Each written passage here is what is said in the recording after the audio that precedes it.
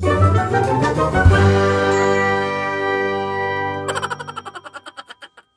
વર્ષે જે લોકો પરીક્ષા આપવાના છે એના માટે જે કન્ફ્યુઝન છે કે પરીક્ષા લેવાશે કે નહીં, ઢગલાબંધ મારી પાસે સવાલ આવતા તો હું વિડીયો નહોતો બનાવતો, કારણ કે આ પરિસ્થિતિ એવી છે કે એમાં કહી ના શકાય કે શું થશે ને શું નહીં. પર્સનલી ઘણા બધાને જવાબ આપ્યા હશે, પણ આજે સવારે ન્યૂઝ આવ્યા, એ ન્યૂઝ ઉપરથી મને એમ થયું કે ભાઈ એક વિડીયો બનાવી નાખીએ અને મારું એક જે સ્ટેન્ડ છે, મારું જે માનવું છે આ પરીક્ષા બાબતે, હું થોડું તમારી સામે તમને કહી દઉં કે મારું શું માનવું છે, મારું સ્ટેન્ડ શું છે આમાં. પરીક્ષાઓ કેન્સલ થવી જોઈએ કે નહીં, ના થવી જોઈએ, શું થવું જોઈએ, બધું. કારણ કે જેટલા પણ વિદ્યાર્થીઓ છે એ બધા અલગ અલગ પ્રકારના વિદ્યાર્થીઓના રિવ્યૂ મારી પાસે આવ્યા છે, કે બધાના એક સરખા રિવ્યૂ નથી આવ્યા. હવે જો આજે પહેલાં તો હું એ કહી દઉં કે આજે સવારે જ ન્યૂઝ છે, આ તમારી સામે ન્યૂઝ છે. અહીં શું લખ્યું છે કે ધોરણ 10ની પરીક્ષા, હમણાં 3 કલાક પહેલાંના જ ન્યૂઝ છે, હું જ્યારે વિડીયો બનાવું છું ત્યારના, એટલે કે આજ સવારના જ ન્યૂઝ છે કે ધોરણ 10ની પરીક્ષા ઓફલાઈન લેવાશે. શિક્ષણ મંત્રી 15મી મે સમીક્ષા કરે તે બાદ નિર્ણય લઈ શકે. મતલબ 15th મે એનાલિસિસ કરશે, જોશે ભવિષ્ય, મતલબ કે શું સિચ્યુએશન છે આના આધારે. હવે એની પાછળના એને કારણો શું આપ્યા છે કે ભાઈ પરીક્ષા ન લેવાય તો વિદ્યાર્થીની સ્પર્ધાત્મકતાને અસર થાય, મતલબ એની જે કોમ્પિટિટિવનેસ છે એને ઇફેક્ટ થાય છે. કારણ કે ઘણા બધા એવા વિદ્યાર્થીઓ છે, આમાં એ લખ્યું જ છે, એ જ હું કહું છું, આમાં મારું માનવું તો હું પછી કહીશ. આમાં એવું લખ્યું જ છે કે ધોરણ 10ના 12 લાખ વિદ્યાર્થીની પરીક્ષા રદ કરો અને પ્રમોશન આપવાની માંગ થાય જ છે. કેન્સલ બોર્ડ એક્ઝામિનેશન, આ બધા ટ્રેન્ડ ચાલ્યા જ છે. અને કોવિડની અત્યારની પરિસ્થિતિની વચ્ચે સરકાર એવું માને છે કે અત્યારે તો પરીક્ષા ના લઈ શકાય, પણ જો અહીંયા ખાસ એક વસ્તુ લખી છે એમણે કે ધોરણ 10ની પરીક્ષા ઓફલાઈન લેવાશે. થઈ ગઈ વાત પૂરી.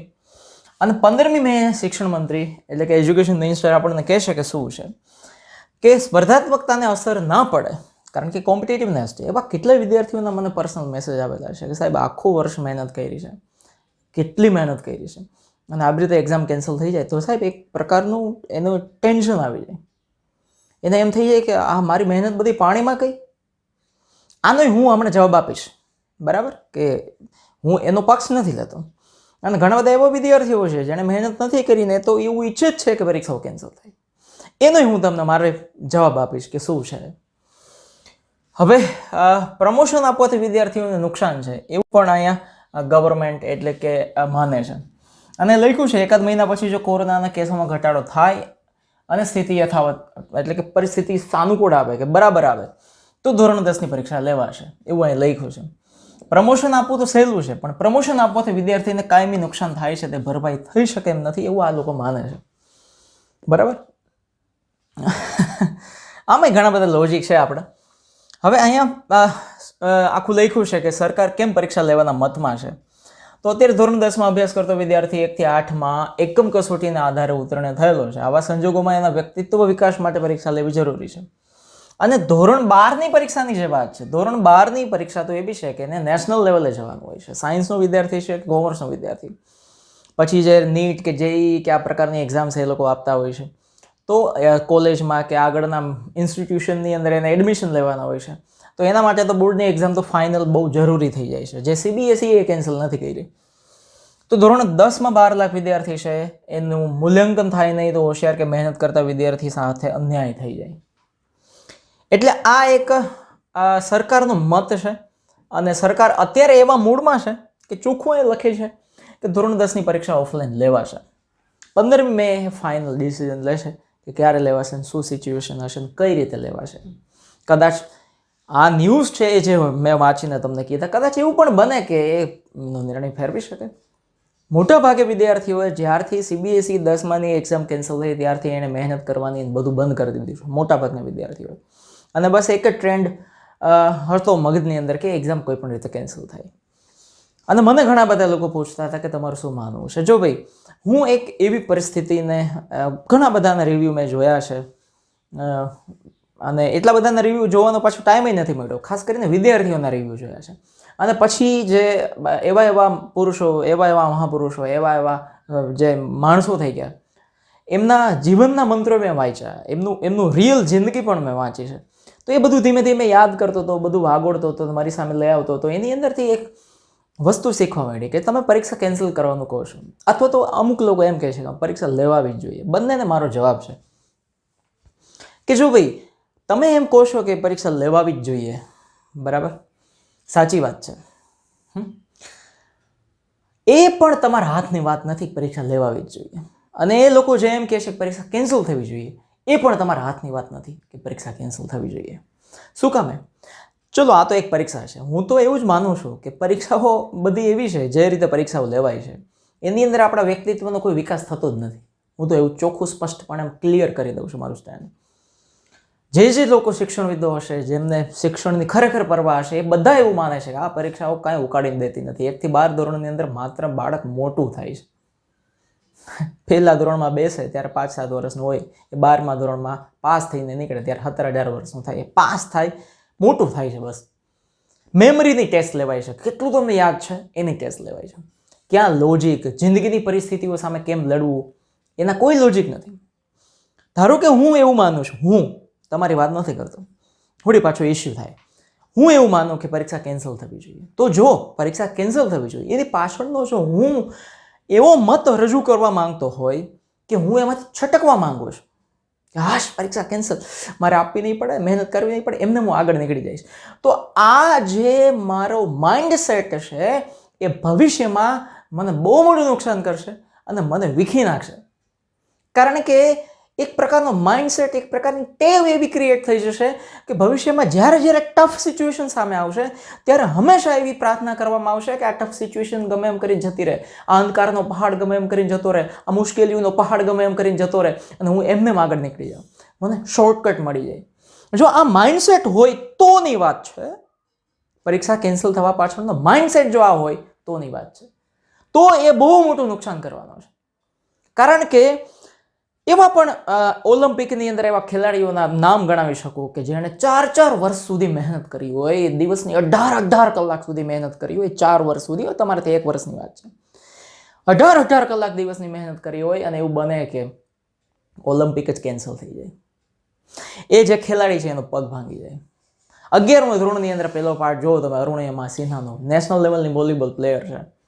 કેવા કહેવાય ને સપનાઓ હશે ને, ટ્રેનમાંથી ફેંકી દીધી ને એનો પગ કપાઈ ગયો. તમારે તો 1 વર્ષની વાત છે, એની જિંદગીની સામે અંધારું થાય છે, છતાં હિંમત નથી હારતી ને આગળ વધે છે.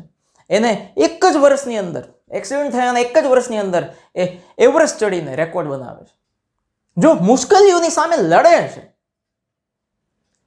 એક્ઝામ કેન્સલ થવા પાછળના કારણમાં હું એવું જો વિચારતો હોય કે નહીં બધાનું નુકસાન છે, પણ જો કોરોના અત્યારે જતો રહેશે તો હું પાછો તૈયાર છું એક્ઝામ આપવા માટે, તો હું એક્સાઇટ પાછો થઈ જાઉં છું કે નહીં મારે આપી જ દેવી છે.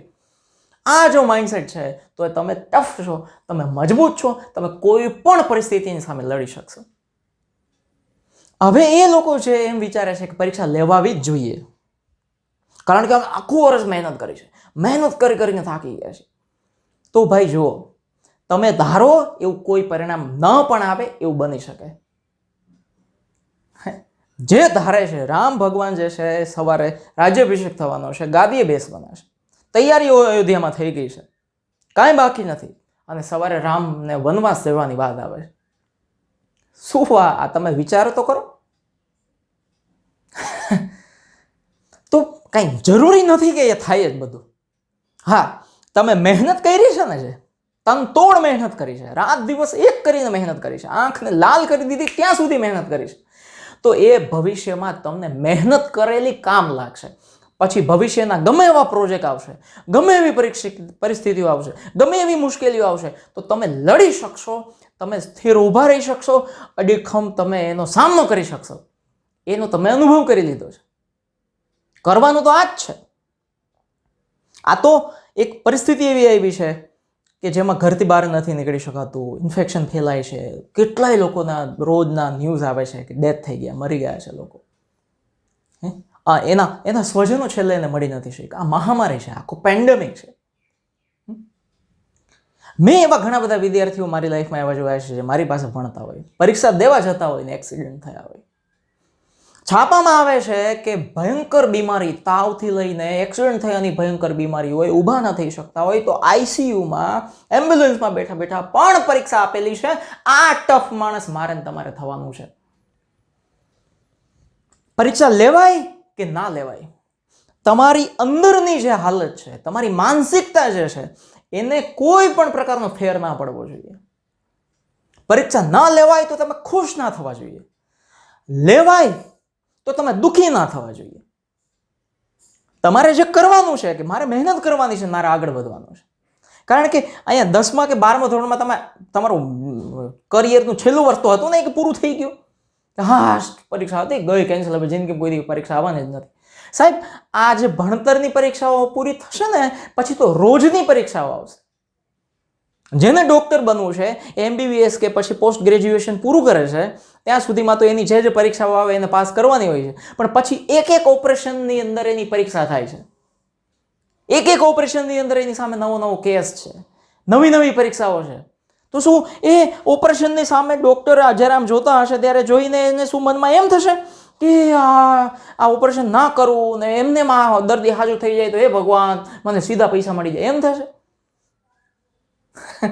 ના, એમાં પછી વાયરલ ઇન્ફેક્શન હોય. આજે તમે ડોક્ટરોની હાલત તો જુઓ.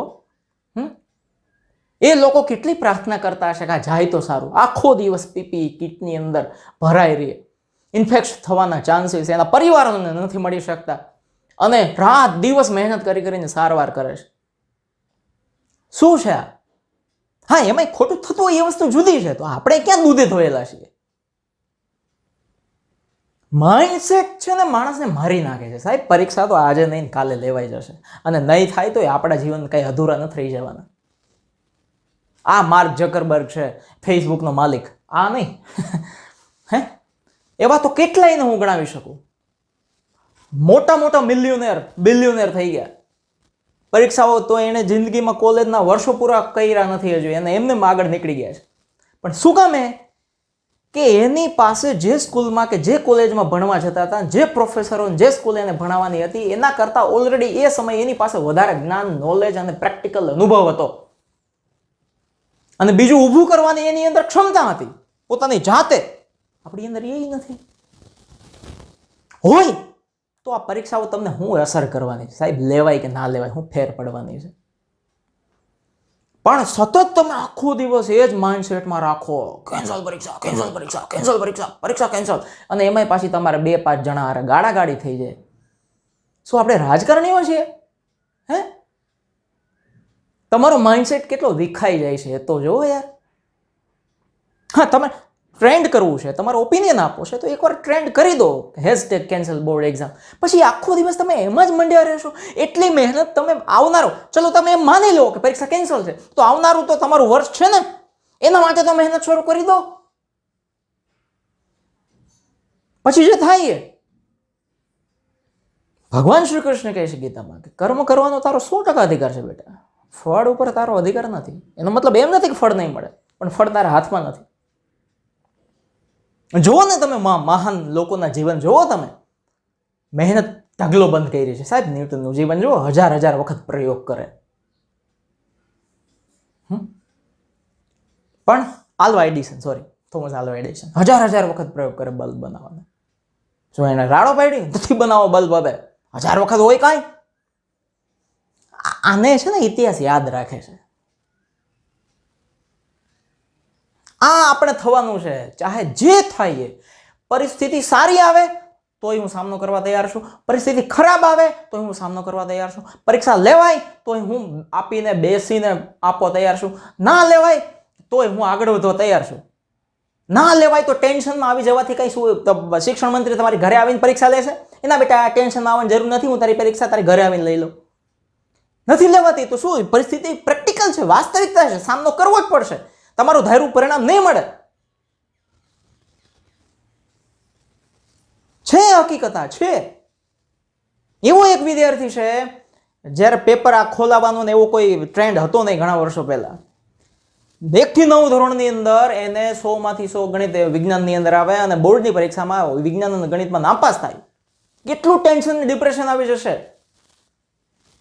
1-2 વર્ષ તો એને એમને કાઢી નાખ્યા.